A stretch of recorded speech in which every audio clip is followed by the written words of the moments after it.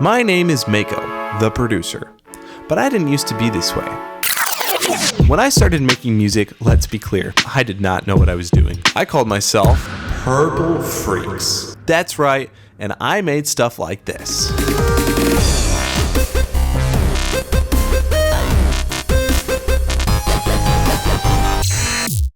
This was back in 2014-2015. Dubstep was just getting popular, and that's what I wanted to make. LMMS was on 0.4.13, so way old. After a while, I stopped making dubstep sounding stuff. I decided to refine myself a little bit, and because of this, work on more groovy/poppy tracks. And around this time, I decided to go by Malachi Corliss, which is my name. And I made stuff like this.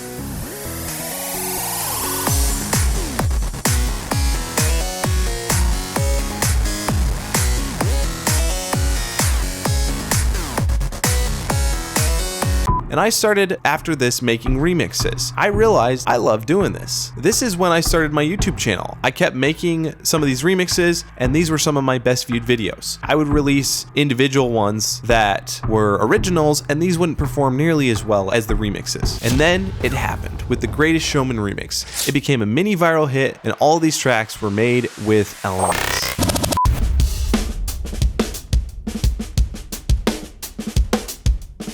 But I came to a roadblock. I was wanting more. I really wanted to make music like a professional. And I was starting to want things out of LMMS that simply weren't there. Side note, check out my last video on exactly my problems with LMMS and what brought me to this point. So after a couple years of deliberation and me saving some money, it was time to take my music production to the next level and invest. And so I began my search for a paid dog.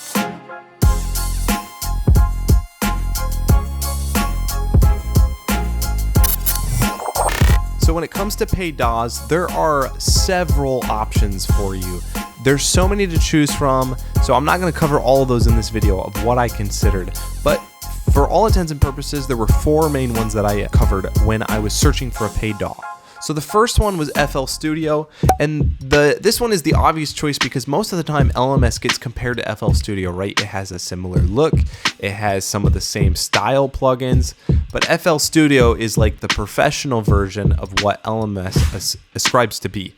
So one of the things that I didn't like about FL Studio was all the clicking, and this is one of the problems.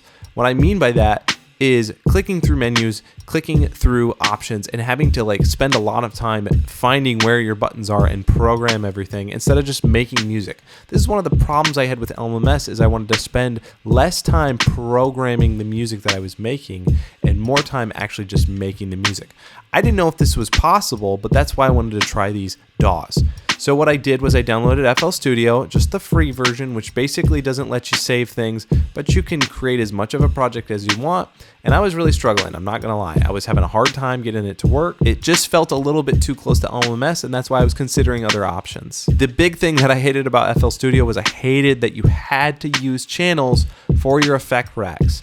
In LMMS, you don't even have this problem because you can run effects right on the instrument that you have instead of having to throw them in a chain. But the reason I was considering FL Studio 2 is a good friend of mine, Asher Postman, is a very successful producer and he uses FL Studio, and I kind of wanted to be in the same boat. So the next one that I considered was Logic Pro, and really this one wasn't a very long consideration for me because at the time I was running a Windows computer, but a lot of the producers that I was working with and the artists and the rappers use Logic Pro as their everyday driver, and a lot of places do this. And the biggest deal is it's only $300 to break in, and there's so much more to it than something like GarageBand. It's like the full-blown version of GarageBand in a sort. It has everything you need for the most part, and to this day I've actually used it a lot. I love it for mixing and mastering and especially live sound. It's really great for that. But I didn't have a Mac at the time, so this one was out the door. So the next one that I was going to consider was Cubase, and this one probably is the least popular on paper out of all of these, and maybe that's just me, but I don't hear a lot of people talk about Cubase, but I know a lot of people use Cubase. I considered this one because when I was looking at it, it looked a lot like LMMS. It had individual racks. As far as I knew, you could apply effects per track, and it just had a similar feel to what I was used to with the way LMMS functions. This is really digging into the past now, but I'm pretty certain it was pretty affordable at the time. Zed, one of my favorite producers, used Cubase, and I'm pretty certain Hans Zimmer used it as well.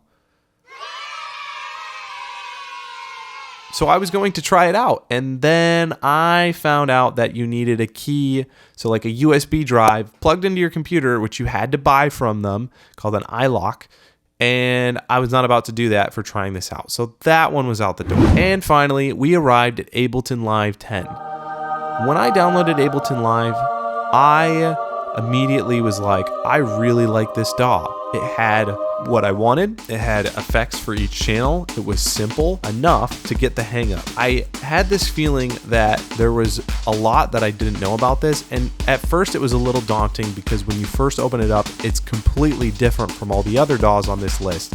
It's not the traditional timeline, it's actually like a beat maker program, right? But once you hit tab, it switches right over and then it feels like normal. This interface was the most foreign to me, which was the biggest learning curve and was a little bit intimidating for me. But one thing I really liked about Ableton was I could try it for free, the full-blown version, for 3 months and see if I could get the hang of this program before having to pay for it.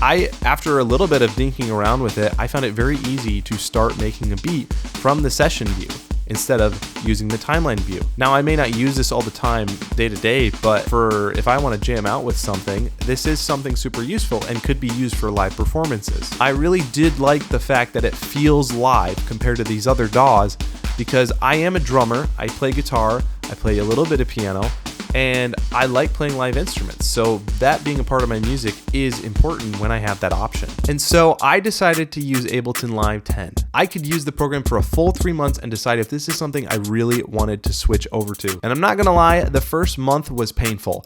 I spent hours just trying to make 16 bars and trying to make it as professional as some of the sounds I could make in LMMS. But once I got through a few of the songs that I was working on, so finished actually a few songs, I was starting to understand the workflow, and this was super important, is understanding the workflow of Ableton. And I understood that this program was making it easier for me to make music faster and higher quality sounding. What I wanted was the ability to manipulate audio, and once I learned how to do that in Ableton, this is one of the greatest tools to me that I don't have the option in an LMS, and why it's hard for me to go back to make these videos for you. The other thing that I really love is the ability to load third-party plugins and load a ton of them. I can load so many Serum instances and other effects that it's kind of crazy to think about that I was using LMMS with just stock plugins before this. And it helped me make my ideas come to life, and that's really what I was looking for. So why do I still talk about LMMS on this channel if I've switched to Ableton? Well,